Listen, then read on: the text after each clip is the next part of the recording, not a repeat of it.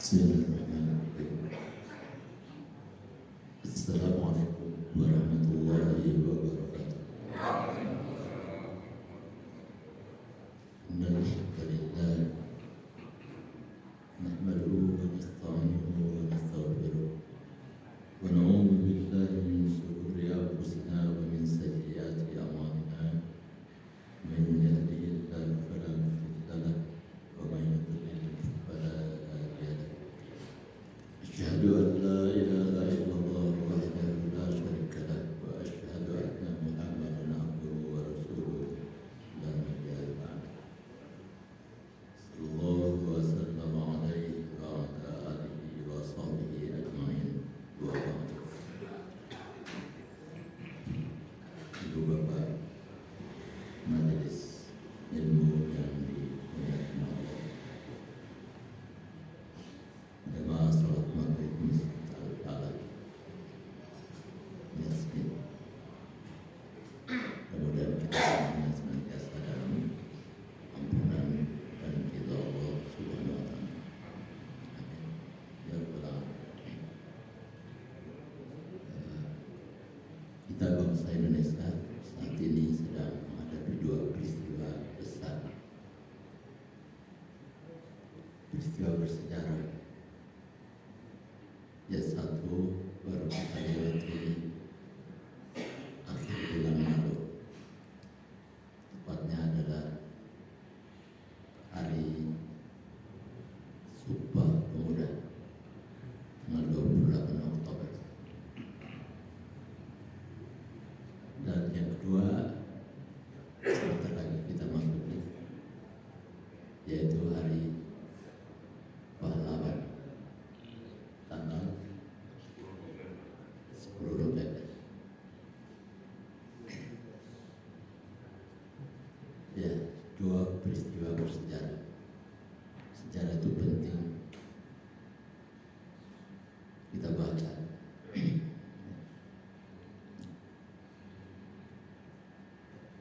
Karena sejarah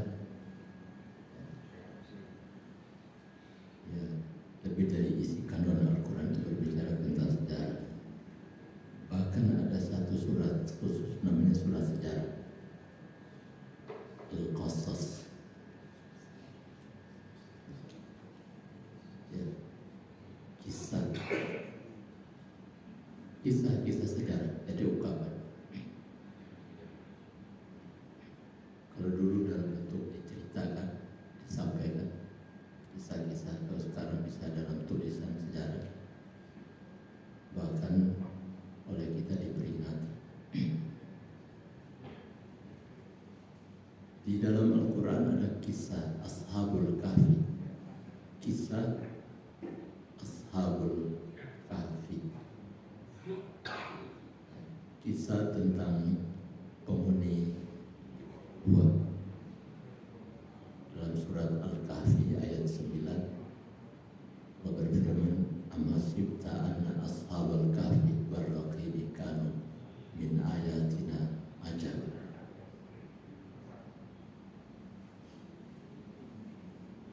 Apakah engkau kira bahwa ashabul kahfi, penghuni gua, warraqim ini seekor anjing yang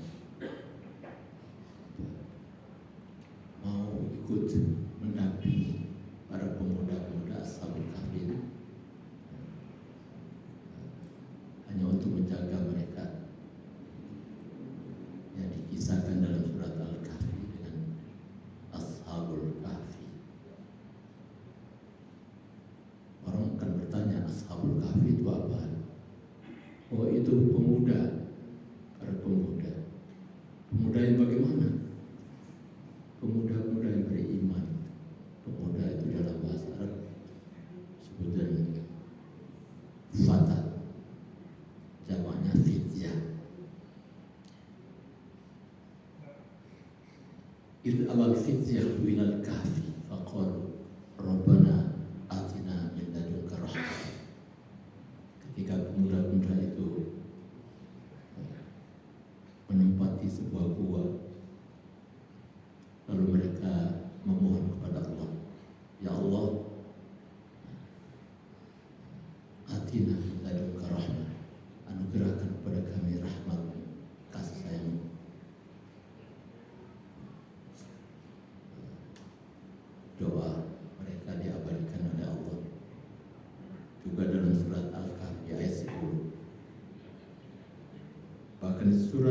di ayat 13 itu disebutkan tentang identitas pemuda. Cerita tentang identitas.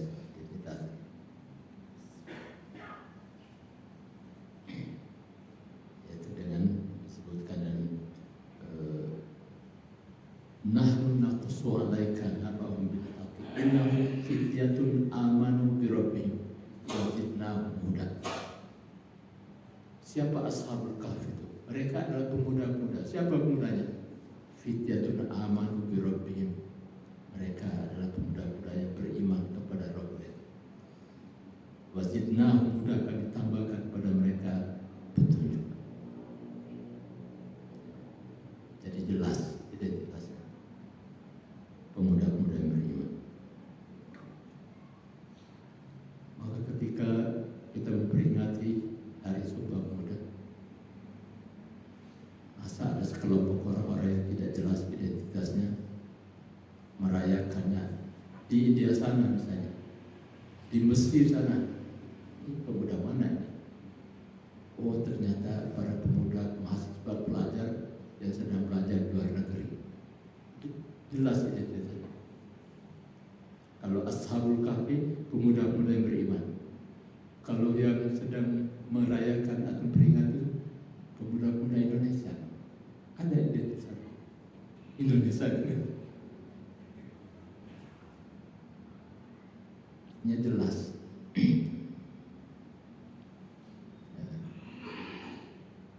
Nah, mereka memperingati apa? Hari Sumpah Pemuda.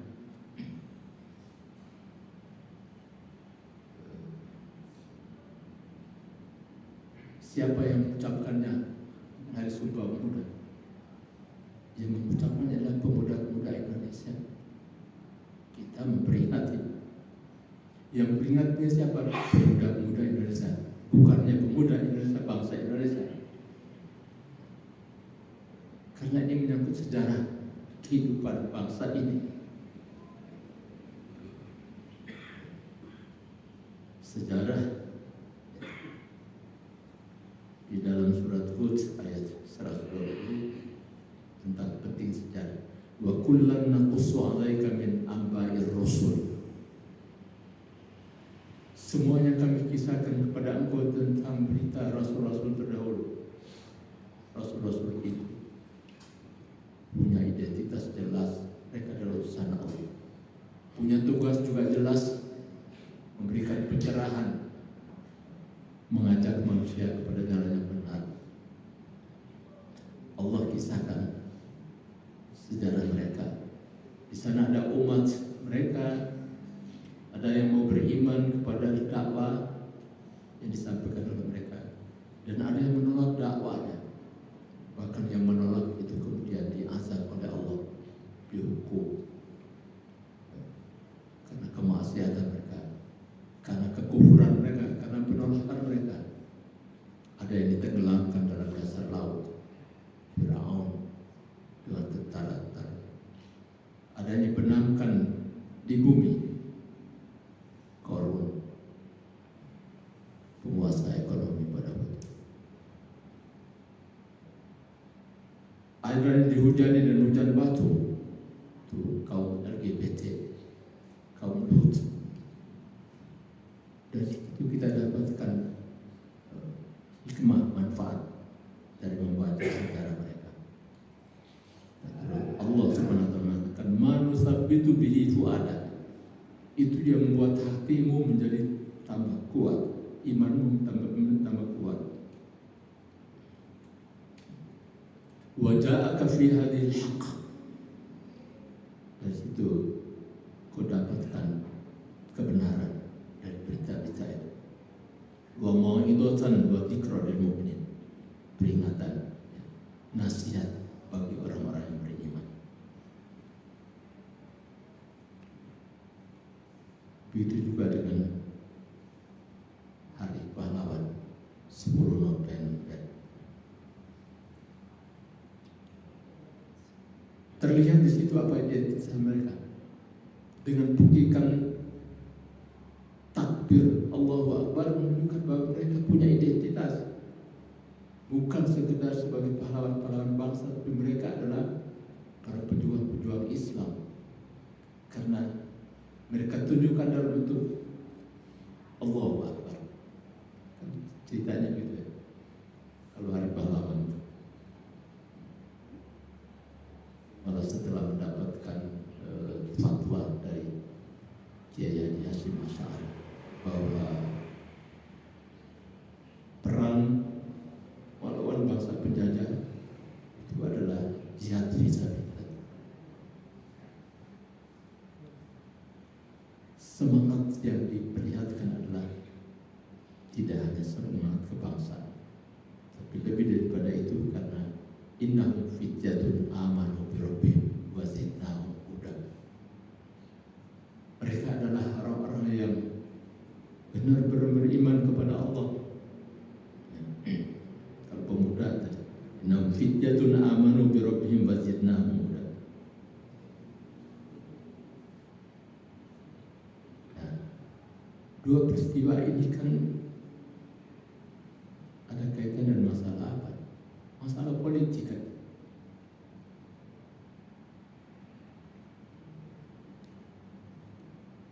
Peristiwa Sumpah Pemuda terkait dengan masalah politik. Peristiwa Hari Pahlawan juga terkait dengan masalah politik. Dan disitulah mereka menunjukkan identitas mereka sebagai seorang yang punya kewarganegaraan sebagai bangsa Indonesia, tapi lebih daripada itu mereka adalah para pejuang Islam.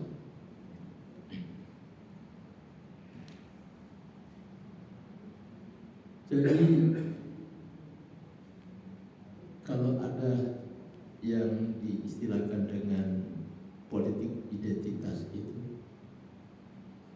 itu sesuatu yang natural, sesuatu yang tabi'i, sesuatu yang alami, tidak bisa dihalang, tidak bisa dilarang, karena itu lahir daripada semangat dia sebagai warga negara, semangat dia sebagai seorang yang beriman. Oleh karena itu Islam sudah memperkenalkan identitas diri kita itu sejak dari kecil. Mulai dari apa? Di saat kita lahir, orang tua yang memperlihatkan, oh dia ada akikah, kan identitas.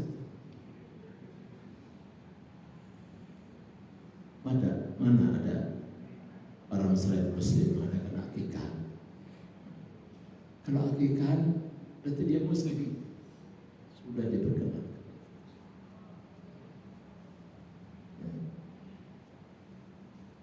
Dari situ dia belajar melihat dari orang tuanya bagaimana dia sholat sehari-hari.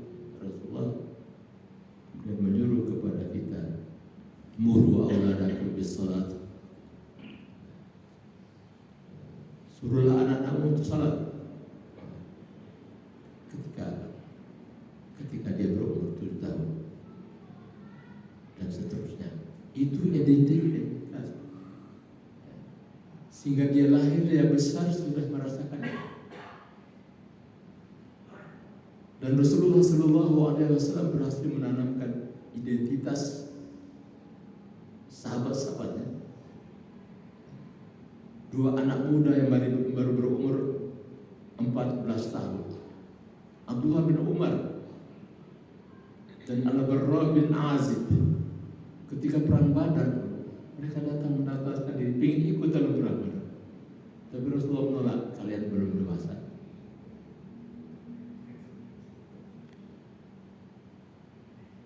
Berlanjut pada perang Uhud, keduanya datang meminta kepada Rasulullah supaya ikut dalam perang.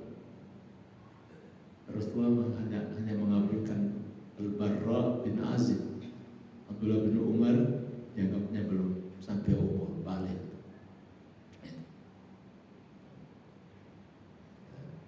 Itu belum umur balik saja dia sudah mengenal dirinya. Semangat juangnya sebegitu tinggi, sehingga mau dengan sukarela mendaftarkan diri, meminta kepada Rasulullah untuk ikut dalam peperangan. Apalagi kalau sudah didorong dengan janji syahid fisabilillah. Nah, oleh karena itu sebagai seorang muslim sejati, identitasnya pasti akan terwujud, terimplementasikan dalam kehidupan sehari-hari. Dalam bentuk, karena dia muslim, dia perlihatkan dirinya. Misalnya kalau seorang pemudi, muslimat, kalau pemuda muslim, muslimat itu fatayat. Fatayat itu artinya apa? Pemudi. Fatayat. Dia akan memperlihatkan identitasnya sebagai seorang gadis muslim dengan berpakaian, dengan sebagai seorang muslim terwujudkan dalam bentuk misalnya dalam pakaian, dalam makan, minum sehari-hari. Sebagai seorang muslim, ini yang harus kita lakukan sesuai dengan keyakinan kita. Karena dia yakin bahwa sebagai seorang muslim, seluruh kehidupannya ini tidak akan lepas daripada syariat Allah. Diatur oleh Allah Subhanahu wa taala. Ada yang wajib, ada yang haram, ada yang sunnah, yang boleh-boleh pun juga itu diatur. Sehingga dia berupaya untuk mewujudkan keyakinannya ini, sehingga orang tahu, oh dia muslim, dia bukan muslim. Ketika dia masuk masjid salat, pasti dia muslim. Jelas identitasnya. Maka ya, seluruh aktivitas kehidupan kita ini semuanya adalah dalam rangka kita mengabdikan diri kepada Allah Subhanahu wa taala. Sehingga apapun yang kita lakukan, termasuk dalam kehidupan sosial, kehidupan ekonomi berbangsa, bertanah air, politik, akan terlihat di situ.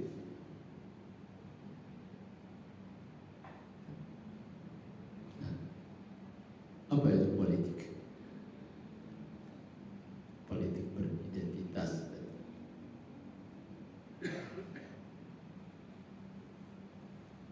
Seorang guru besar UI, Miriam Budiarjo, dalam bukunya Dasar-Dasar Ilmu Politik,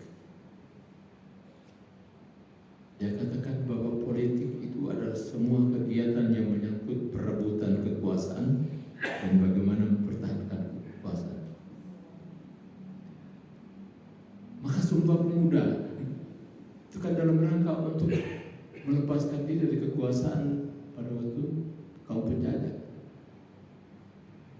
Maka Hari Pahlawan adalah upaya untuk di Hari Pahlawan itu kan berani mati hanya untuk membela negara ini agar supaya negara ini terlepas dari pengaruh kaum kolonial Belanda, Jepang, atau apalagi Inggris.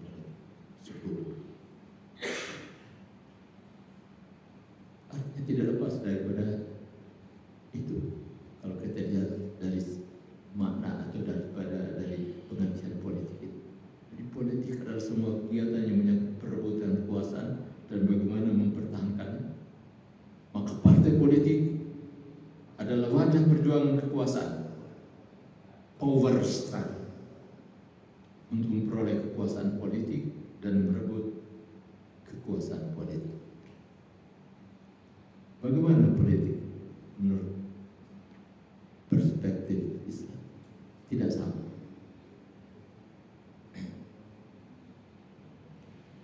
Politik untuk merebut kekuasaan, di mana letak keimanannya?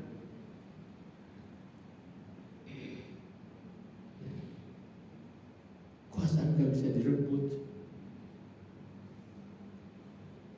Karena itu politik Islam bukan politik untuk merebut kekuasaan. Politik Islam itu adalah pengkhidmatan dan pengabdian. Khidmat, orang yang berkhidmat namanya khadim. Maka Raja Saudi Arabia itu memposisikan diri menjadi khadimul haramain, pelayan dua tanah haram. Itu adalah pengkhidmatan, pelayanan,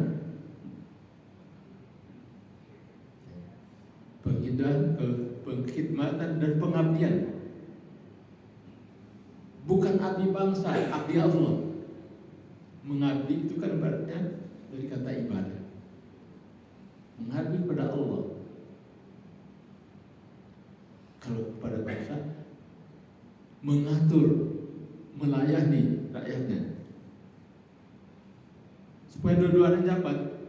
Dunia kita dapatkan kesejahteraan karena pelayanan tadi. Akhirat adalah niat kita, nawaitu kita itu adalah ibadah kepada Allah. Itu politik Islam. Jadi sama sekali politik Islam itu tidak mengindikasikan adanya perebutan kuasa. Tidak ada. Sebab dia yakin Qulillahumma malikal mulki tu'til mulka man tasha. Kan itu. Surat Ali Imran ayat 26 yang sering kita dengar dibaca oleh imam dan sebagainya. Qul, katakanlah wahai Muhammad, Allahumma malikal mulk. Allah itu penguasa dari segala kuasa. Tu'til mulka man tasha, ya Allah, Engkau berikan kekuasaan kepada siapa yang Engkau kehendaki. Mulka. Wa tanzi'ul mulka mimman tasha. Kau cabut kekuasaan dari tangan siapa saja sesuai dengan kehendakmu. Wa tu'izzu man tasha wa tudhillu man tasha. Kau muliakan orang yang kau kehendaki dan kau hinakan siapa saja yang kau kehendaki. Dijadikan khairu innaka ala kulli syai'in qadir. Di tanganmu segala kebaikan. Engkau maha kuasa atas segala sesuatu. Nah, ini harus difahami oleh para politisi Islam kita. Apakah mungkin kita merebut kekuasaan itu dari tangan Allah Subhanahu wa taala? Tidak mungkin. Tapi Allah akan anugerahkan, Allah akan berikan itu kepada siapa yang Dia kehendaki. Kalau politik Islam, kalau dia benar-benar melayani, menjalankan, maka itu politik dalam Islam itu secara bahasa artinya siasat.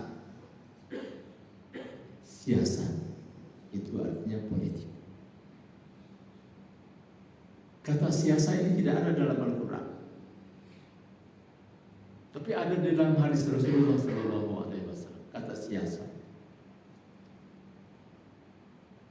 Tapi padanan kata dari siasat itu ada di dalam Al-Quran. Padanan kata, persamaan kata dari siasat. Sasa yasusu siasatan. Itu ke dalam hadis Rasulullah SAW. Rasulullah bersabda, kanat banu Israil tasusuhumul anbiya. Bani Israel itu dahulu dikhidmati oleh para nabi,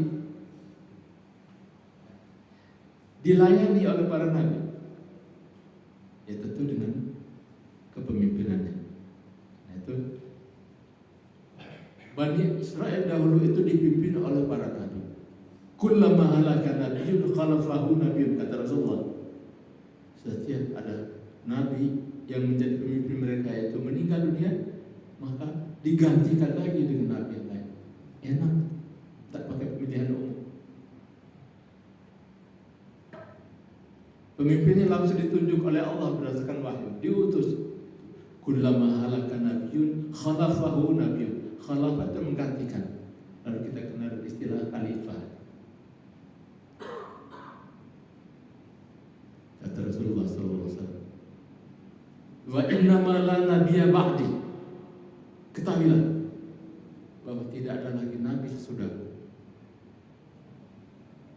Dari kepemimpinan atas dasar wahyu Allah ditunjuk ditunjuk oleh Allah Subhanahu wa taala tidak ada lagi.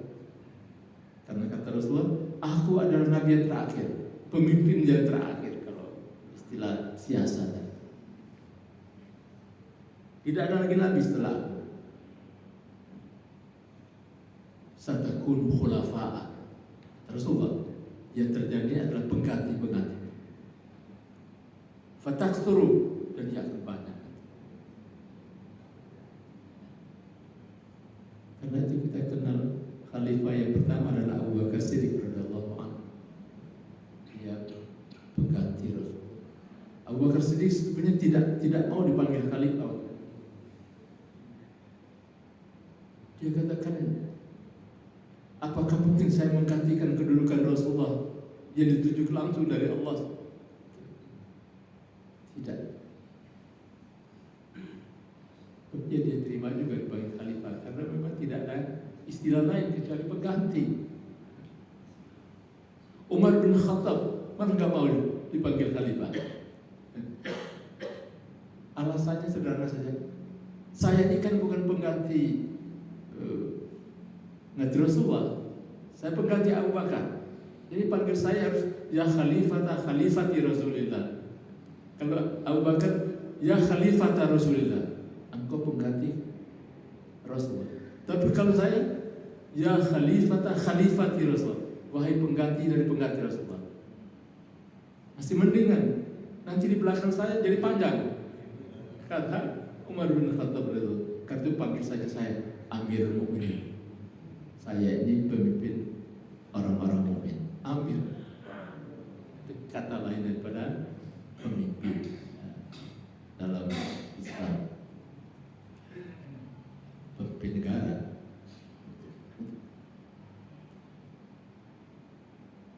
Nah, siasat yang berarti tadi kepemimpinan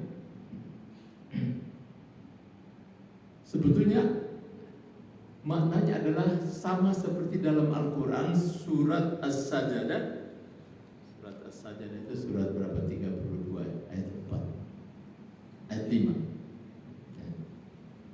Allahu alladzi khalaqas samawati wal arda fi sittati ayyamin tsumma istawa 'ala 'arsy ma lakum min dunihi min waliyyin wa la syafi' afala tatadhakkarun. Yudabbirul amra minas sama'i ilal ardh. Kata yudabbir, tadbir.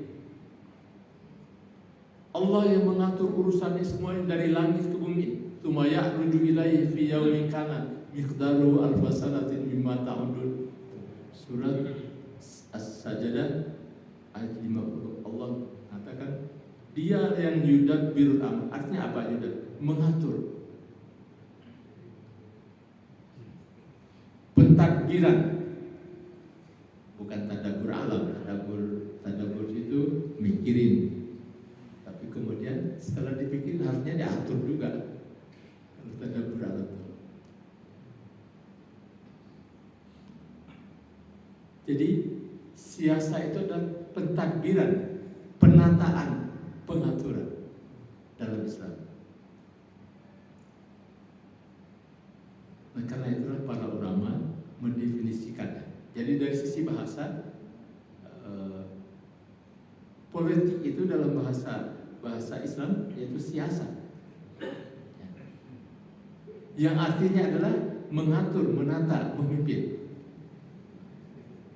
Bukan merebut kekuasaan. Itu urusan Allah. Allah sudah berjanji kok.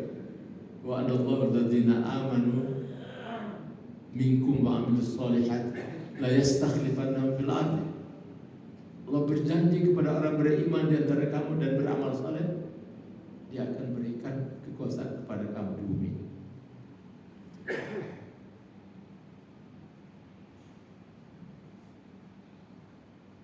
Jadi kalau nawaitunya tadi adalah dalam rangka pelayanan umat, yang memang itulah yang dimaksudkan siasat dalam Islam.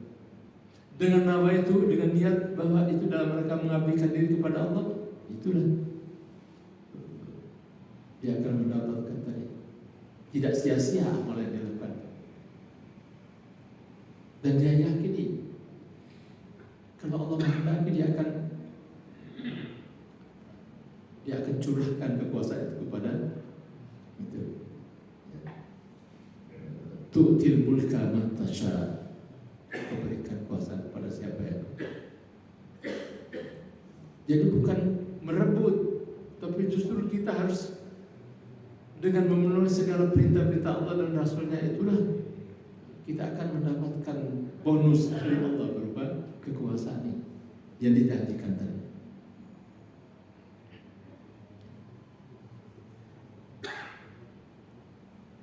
Nah, karena itu para ulama mendefinisikan politik Islam dan siasat syariah. Siasat yang bersyariat, politik yang bersyariat. Siasat syariah itu artinya politik Islam. Istilahnya siasat syariah. Bukan siasat Islamiyah, tidak dikenal. Kalau siasat Islamiyah kan berarti politik Islam. Tapi ini istilah para pakar politik Islam, yang namanya politik Islam adalah siasat syariah. Seperti kita mengatakan bank syariah. Tapi beda lagi, ekonomi syariah. Tapi kalau orang Arab mengatakan ekonomi Islam, al-iqtisadul Islam, bankul Islam, tidak bank syariah. Kita kebalikannya. Dan kalau politik siasat syariah, tapi kalau bank kita katakan bank syariah.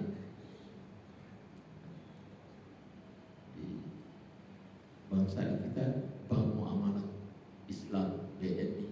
Dulu ketika Pak Harto meresmikan satu-satunya bank Islam yang kalau di negara-negara lain yang kenal adalah bank Islam, bukan bank syariah. Tapi kita waktu itu nama yang tepat apa katanya? Bank muamalat katanya. Indonesia, BNI itu bank muamalat Indonesia. Karena waktu itu kan juga masih ada fobia terhadap Islam. Ada ciri-ciri Islam itu agak sehingga tidak disebutkan bank syariah atau bank Islam. Sejarahnya ya dikisahkan oleh Kiai Haji Hasan Basri yang dulu jadi ketua MUI pada waktu itu. Karena Pak Harto ingin jangan terlalu itulah. Sebetulnya Pak Harto waktu itu kan di akhir-akhir kekuasaannya ya alhamdulillah mulai sadar dekat dengan Islam. Nggak salah satu buktinya adalah dia ingin bank ini ada bank Islam, tapi jangan dulu nampak identitas keislaman itu. Sehingga dicari nama. Itu kita cerita dari Kiai Haji Hasan Basri, itu asal dari Banjarmasin kan, Haji Hasan Basri. Cerita saya ditanya oleh Pak Harto, jangan terlalu jelas itu identitasnya Islam, maka sudah bank muamalat Indonesia. BM itu bukan bank muamalat itu Islam, tapi bank muamalat Indonesia. Ya sekarang kan sudah malah dari syariah. BSI, Bank Syariah Indonesia. Merger gabungan dari Bank Syariah Mandiri, Bank Syariah, udah jelas kan identitasnya itu syariah, siasat syariah, gitu. Nah, definisi tadi para ulama mengatakan siasat syariah itu adalah tadbiru masalihil ibadi ala wafqi syari'. Kalau politik adalah tadi seperti Miriam Budiarjo, itu adalah segala kegiatan itu merebut kekuasaan. Tapi kalau politik Islam itu tadbir tadi penataan, mengatur. Karena kalau hadis Rasulullah tadi kan tasus artinya memimpin. kanat Banu Israil tasusuhumul anbiya. Kaum Bani Israel dahulu dipimpin oleh para nabi. Tapi apa yang dilakukan oleh pemimpin? Dia mengatur umat itu. Mengatur umat di Bani Israel dalam berbagai hal, termasuk masalah ekonomi. Coba itu kisah surat Al-Baqarah antara Nabi Musa dengan kaumnya. Soal makan minum saja mereka minta kepada Nabi Musa. Wa idistasqa Musa liqaumihi ya qaumi, ketika kaum itu minta kepada Musa, minta apa? Minta minum. Maka Musa alaihissalam mohon kepada Allah. Allah kabulkan. Idrib bi asaqal hajar famfajarat min husnata asyrata ain. Soal ekonomi, kebutuhan vital itu kan. Mereka tak minta kepada Musa. Bukan Bani Musa yang kalian cari itu gali sumur di mana-mana. Enggak. Mereka minta ini supaya Allah bisa berikan mereka air. Keluarlah mujizat Nabi Musa. Pukullah tongkatmu dengan ke batu, akan keluar nanti 12 mata air. Karena 12 suku waktu itu. Giliran makan, tadi kami makan. Gimana tuh kisahnya dalam Al-Quran? Jadi fa'anzalna alaihim minas sama'i fa'anzalna alaihim minas sama'i manna wa salwa kan. Makannya makanan elit istilahnya kalau kita makannya ada daging burung pipit dan manna itu minuman dari madu. Salwa itu daging burung pipit. Mereka bosan makannya begitu, sehingga mereka ingin makan apa? Bonteng, sayur-sayuran. Datang mintanya kepada Musa alaihissalam. Memang tugasnya pemimpin itu begitu, ngurusin kesejahteraan umatnya. Coba sampai kena bosan dengan makanan yang tadi itu, apa? Minta ayat ini mana? Coba sini ya, surat mana itu? Coba kita dengar dibacakan ayat-ayat tadi. Lan nasbira ala ta'amin wahid fad'u lana rabbaka yubayyin fad'u lana rabbaka. Kalau itu kan tentang kisah Baqarah. Kami tidak sabar dengan makanan yang jenisnya cuma manna wa salwa saja tuh. Tapi kemudian disebutkan tentang al-kisah itu, kisah fumiha wa basaliha wa adasya. Itu kan tuh. Mereka ingin apa tuh? Fum, adas, basal, adas kacang adas. Basal itu bawang putih, bawang merah. Fum, bawang putih. Artinya ingin makan yang makanan-makanan apa kita. Sudah bosan dengan, kalau kita sudah bosan dengan roti, dengan apa semua, ingin makan.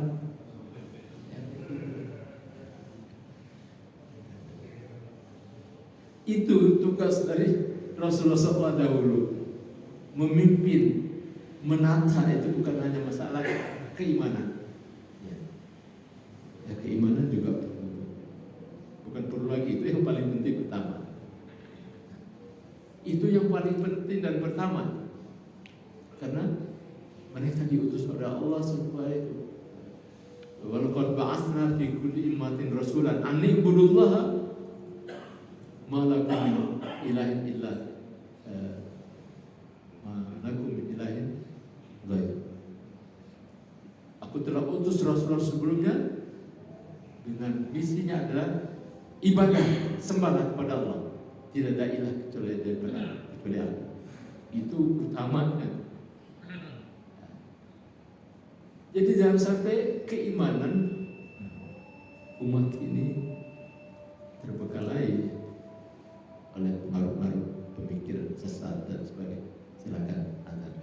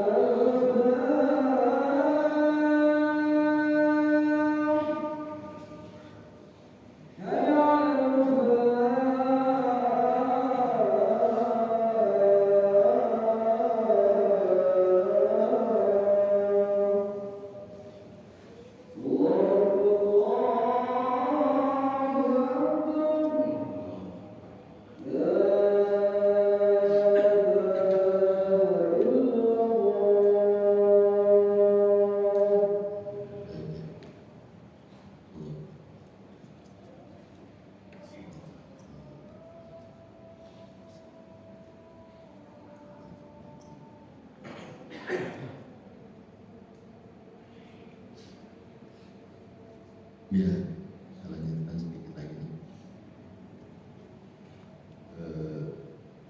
Jadi tentang politik Islam tadi, definisinya adalah tadbiru masalihil ibadi ala wafqis syari', mengatur, memimpin, mengatur, menata kehidupan umat manusia. Umat manusia ini tidak hanya orang yang beriman, tidak hanya orang ibad, itu hamba Allah kan semuanya. Hanya ada yang beriman, ada yang tidak. Karena itu masalihul ibadi itu adalah masalah hidup umat manusia seluruhnya. Ala wafqis syari', ya, sesuai dengan syariat Allah. Sehingga kalau sudah syariat Allah berbicara tentang keadilan, tidak ada yang lebih adil daripada syariat Allah yang berkaitan dengan syariat tentang keadilan, kesejahteraan, dan apalagi lainnya. Jadi politik pada dasarnya kalau bisa adalah perkhidmatan dan ibadah. Jadi khadim, pelayan, dan jadi ibadah ini jadi abdi Allah. Jangan jadi abdi dinar. Abdi dinar itu hamba dinar. Ta'isa abdu dinar, kata Rasulullah. Sahih riwayat Imam Bukhari. Celakalah orang yang menjadi hambanya dinar, hamba dolar, hamba rupiah. Harus jadi abdi Allah. Bangsa kita layan ya, bukan jadi abdi bangsa. Kalau ayat saya kan jadi abdi bangsa. Ya. Karena pada prinsipnya manusia ini adalah makhluk siasi. Manusia adalah makhluk siasi, adalah makhluk yang memang punya tabiat untuk mengurus dirinya, mengatur dirinya, dan kemudian cenderung mengatur orang lain. Karena itu politik identitas tidak bisa sama sekali lenyap dalam diri, apalagi seorang muslim. Ya, kita sampai sini. Sambil menunggu komat, kali ada yang bertanya, silakan.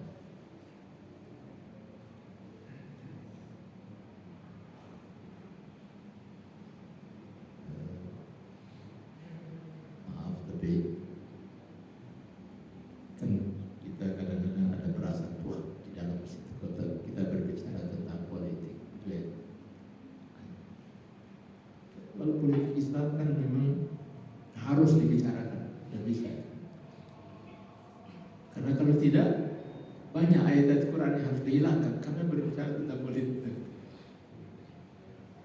Misalnya terkait dengan memilih pemimpin,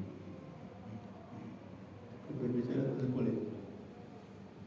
Nah, kalau tidak boleh berarti kita tidak boleh membacakan ayat-ayat itu. Biasa. Assalamualaikum warahmatullahi wabarakatuh. Kalau di dalam Al-Quran tentang waris mewarisi itu kan detail Pak Ustaz ya sebelumnya. Tapi tentang kepemimpinan kenapa tidak sedetail itu Pak Ustaz? Ya. Itulah bedanya Ahlussunnah wal Jamaah dan Syiah. Kalau Syiah dikatakan pemimpin itu sama seperti pilihan Nabi tadi. Pemimpin itu sudah ditetapkan berdasarkan wahyu Allah. Pemimpin itu. Jadi setelah Rasulullah meninggal dia harus penggantinya Abu Bakar, Sayyidina Ali bin Abi Thalib berdasarkan wasiat pesankan sunnah Rasulullah. Setelah Ali bin Abi Thalib harus anaknya sampai kepada 12 usia. Tanya tadi kan kenapa tidak detail? Itulah Ahlussunnah wal Jamaah. Masalah ini masalah kaitannya dengan teknis ya. Sehingga cukuplah dengan satu kalimat umum saja, wasyawirhum fil amr wa tawakkal 'ala Allah. Jadi fa idza azamta fatawakkal 'ala Allah. Jadi, perintah Allah kepada Rasulullah ya, bermusyawarah dan mereka dalam segala urusan. Itu. Rasulullah tidak menunjuk langsung saya setelah meninggal harus kamu, tidak ada. Tapi Syiah akan mengklaim bahwa Rasulullah berwasiat. Kalau berwasiat sudah pasti sahabat-sahabat itu sami'na wa ata'na. Kalau Rasulullah berwasiat bahwa setelah meninggal gantinya harus Sayyidina Ali bin Abi Thalib, untuk apa mereka harus menyia-nyiakan membiarkan jasad Rasulullah 3 hari 3 malam hanya karena berbicara masalah umat? Yaitu siapa yang menggantinya? Itu pun kaum Ansar ingin mereka jadi pemimpin. Muhajirin juga begitu. Ini masing-masing mengajukan calon. Ketika Abu Bakar Siddiq membacakan ayat ini, ada pesan Rasulullah, Al-amru li Quraisy. Ini perkara hendaknya kepada orang Quraisy. Umar bin Khattab, sudah kamu sekarang sorong tangan, saya akan baikkan itu. Akhirnya semua sahabat-sahabat. Artinya yang terkait dengan pemilihan pemimpin itu kalau kita lihat ya, musyawarah itu kan bisa dengan cukup perwakilan, karena pemilihan Abu Bakar Siddiq itu berdasarkan perwakilan dari kaum Ansar siapa-siapa, dari kaum Muhajirin siapa-siapa, mereka sepakat baru semuanya mengikuti. Tapi di masa Khalifah Umar bin Khattab setelah Abu Bakar meninggalnya, itu dia sudah berwasiat. Wasiat ini supaya nanti yang menggantikan aku adalah Umar bin Khattab. Banyak sahabat yang protes, ya kalau Umar jadi pemimpin kita gimana? Karena dia keras, sedikit-sedikit angkat pedang gitu. Orang-orang munafik agaknya sini aku pegang lehernya. Bagaimana dia? Orangnya terlalu keras. Tapi setelah dia dari pemimpin, dia paling terkenal.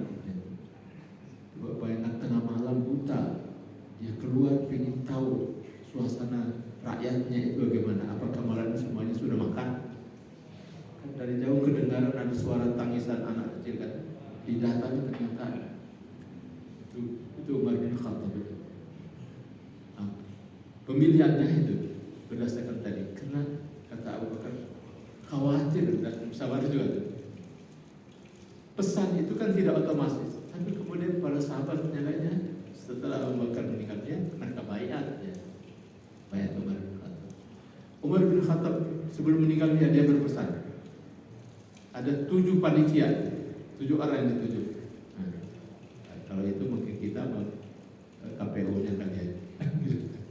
7 orang. Termasuk salah seorang dari mereka adalah putranya Abdullah bin Umar. Tapi dia pesan, tidak boleh kalian pilih Abdullah bin Umar. Yang lainnya silakan, tapi Abdullah tidak boleh kamu pilih. Akhirnya sebelum itu Umar menarik diri, nggak mau duduk dalam panitia. Giliran Utsman bin Affan itu lebih itu lagi. Jadi kalau setelah Umar bin Khattab berpesan, makanya dia tunjukkan tujuh panitia ini. Apa kerja mereka? Mendatangi satu persatu rumah-rumah rakyat, mendatangi kamu mencalonkan siapa. Suara terbanyak itu dua antara Sayyidina Ali bin Abi Thalib dan Utsman bin Affan. Gitu. Dimusyawarahkan lagi. Dua-duanya ini menantu Rasulullah. Tapi kan tidak ada istilah apa kita. Dua-duanya menantu Rasulullah. Tapi satu lebih tua daripada Utsman bin Affan, lebih tua umur. Dan dia akan menikahi dua putri Rasulullah. Setelah pertama meninggal, lagi yang kedua. Itu juga berkat pengaruhnya. Dan lebih daripada itu, kalau Sayyidina Ali bin Abi Thalib kan orang keluarga miskin kan. Maka Sayyidina Ali bin Abi Thalib tinggal bersama Rasulullah karena itu pamannya Abu Thalib miskin sekali, punya anak banyak. Utsman bin Affan pada perang Tabuk tahun 9 Hijriah, perang terakhir itu dia bisa menginfakkan hartanya, bayangkan hampir 45 miliar kalau uang sekarang gitu.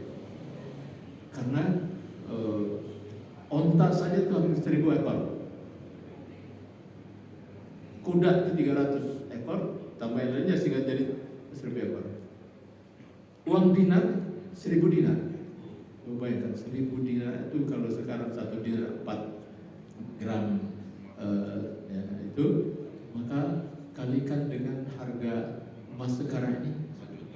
Gitu. Itu Utsman bin Affan. Belum lagi dengan wakafnya, sumur dan sebagainya. Jadi pilihan ya dimusyawarahkan, kemudian Utsman bin Affan. Tapi mereka memperkirakan bahwa nanti setelah Utsman bin Affan meninggal mesti Sayyidina Ali bin Abi Thalib, dan terjadi. Tapi kemudian kasus pembunuhan terhadap Sayyidina.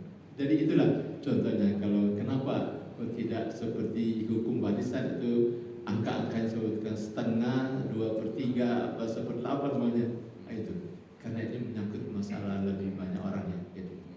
Kalau warisan kan pribadi itu kehidupan rumah tangga privatnya. Dan kalau ini menyangkut banyak orang, jadi perlu musyawarah tadi. Musyawarahnya. Di panitia nggak ada voting, Ya. Ada voting nggak panitia voting tadi? Dari musyawarah. Jadi mereka datang, kemudian suara yang terbanyak kan 2 orang. Kalau tidak bertanya voting, tidak, itu lebih musyawarah. Nah, kalau zaman Pak Harto dulu kalau itu musyawarah mufakat gitu kan. Kalau sekarang kan enggak, itu kan demokrasi. Itu kan demokrasi. Suara satu berbeda itu kan kalau sistem demokrasi kan itu suara tukang beca juga sangat seorang guru besar kan itu. Padahal nggak ngerti masalah kepemimpinan. Nah itulah bedanya siasat syariahnya Islam. Ya, itu ya, ya. Ada lagi? Sudah cukup. Baik Bapak Ibu sekalian rahmatullah, kita akhiri kajian kita dan bersama membaca doa kepada hadis. Subhanallah.